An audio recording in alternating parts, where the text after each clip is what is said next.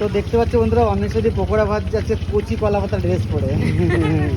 একদম মনে হচ্ছে কলা পাতা। কলা পাতার উপর পকোড়া দিলে কি হয় কিন্তু জানো তো অনেকে দেয়। হ্যাঁ দেয় তো।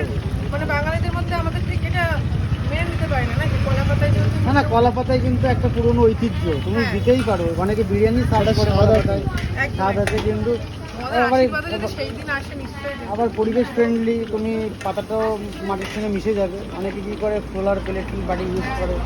এই চলছে, আমরাও কিন্তু 100 গ্রাম অর্ডার দিয়ে দিচ্ছি তো ভাই, একদম 200 গ্রাম। 10 টাকা। আমরা 200, ঠিক আছে। আর প্রচুর কিন্তু ক্রাউড কিন্তু এখন দিদির দোকানে। দিদি আগের তুলনায় একটু ভিড়টি বেড়েছে নাকি?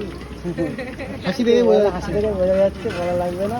তোমাদের আশীর্বাদ, তোমাদের জন্যই তো সব বলো। শোনো, এটা আমাদের আশীর্বাদ না, এটা ভগবানের। ভগবানের আশীর্বাদ।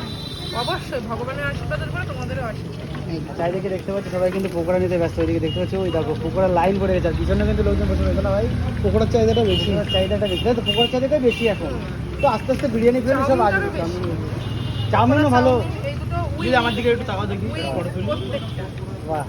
এদিকে এদিকে, দিদি এদিকে। তো চলো, দেখো ভাজা হচ্ছে আর সবাই ছবি ছবি তুলছে এখন। দেখো হয়ে গেছে। দেখো এটা একদম লাল লাল ঝাল ঝাল করে কিন্তু ফ্রাই হয়ে গেছে। লাল লাল ঝাল ঝাল বললে হবে না, ব্রাউন কালার। দুবার ভাজা, ওর জন্য কিন্তু মচমচে করে নামানো। ছবি তো হয়ে গেছে, ভাই তাহলে